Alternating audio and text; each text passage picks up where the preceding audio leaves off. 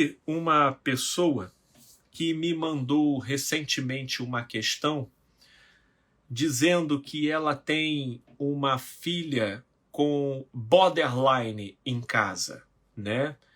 E pediu para que eu orientasse porque ela encontrava um abismo muito grande entre ela e a filha, né?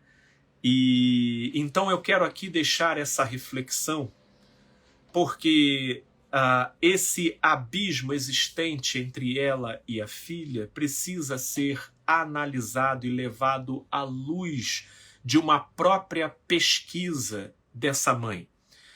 Porque pode ser justamente esse abismo que deu ensejo para a formação desse tipo de transtorno. Porque o transtorno borderline, ele é caracterizado por um vazio interior que, em geral, decorre de uma manifestação precária de expressão afetiva. Não poucas vezes decorre de lares que foram marcados por divórcio, separação, conflito entre os pais e, por conseguinte, toda uma dificuldade para que a criança fosse acolhida da maneira devida. Isso não exclui o fato, do esforço dos pais em tentar minimizar os transtornos sobre os filhos, mas como os pais são agentes diretos naquele conflito, eles também padecem. Então, indiretamente, isso acaba espirrando para os filhos e gerando déficits de paciência, déficits de contato, déficits de uma melhor conexão.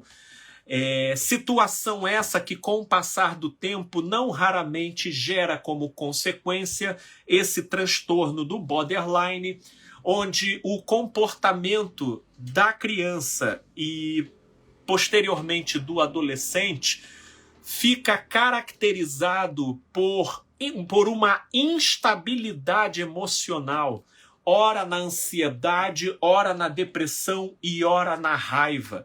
E as suas manifestações são tão intensas que a pessoa perde o equilíbrio e a orientação, ao ponto, às vezes, de agredir quando está com raiva, ao ponto de se mutilar quando está em depressão e, em algumas vezes, até se matar. Ou ao ponto de passar mal pela intensidade da ansiedade. Então, acaba sendo aquele tipo de pessoa campo minado, que vai gerando uma tensão naqueles que convivem próximo, como se estivessem na iminência de dispararem alguma dinamite. Tal a instabilidade do comportamento da pessoa. Nesses casos, e uma vez estabelecido esse cenário, tendo sido diagnosticado borderline, a depender da intensidade da manifestação desses afetos, seja pela ansiedade, seja pela agressividade ou pela depressão, em primeiro lugar, eu recomendo um encaminhamento para atendimento psiquiátrico. Hoje nós temos muitos psicotrópicos que, administrados de forma devida, eles podem dar conta de amenizar as desavenças neurofisiológicas que geram o curto-circuito químico e que desemboca nesses comportamentos extremados, né? Nesses comportamentos extremados.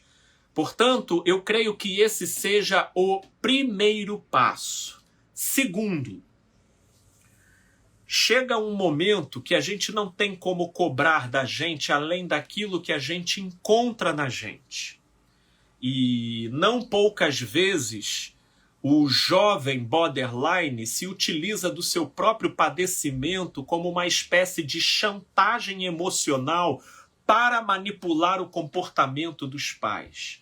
Não adianta assumir um comportamento de total rigor, frieza e contrapondo o comportamento do jovem a uma espécie de agressividade para colocar ele no lugar, porque isso não só vai aumentar o abismo existente entre vocês, mas pelo incrível que pareça, também vai reforçar o comportamento disfuncional nele.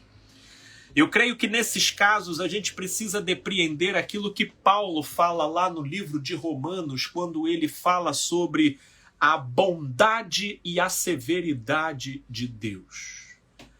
Nessas horas, nesse tipo de interação do jovem com as oscilações das expressões do seu temperamento e dos seus impulsos, a gente precisa cadenciar, no caso a caso, uma boa medida de bondade, porém severidade, e de severidade bondosa, onde você faz o que pode no tempo que você consegue realizar, né? Você faz aquilo que é possível dentro das possibilidades que você pode fazer, né? E você interage com amor, com graça e afirmação dentro daquilo que você pode, sem ceder à chantagem de ter que ficar sequestrado em fazer algo mais, algo além, por conta da chantagem, pelo modo como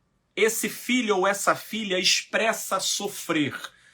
Porque vai chegando um momento que a gente vai tendo que demonstrar para esse filho e essa filha que o modo como ela se lança de cabeça nesse sofrimento, quem sofre é ela. E ela precisa parar de se auto-sabotar para poder ser bem-sucedida na vida. E isso precisa ser conduzido com uma mescla saudável de bondade severa e de severidade bondosa.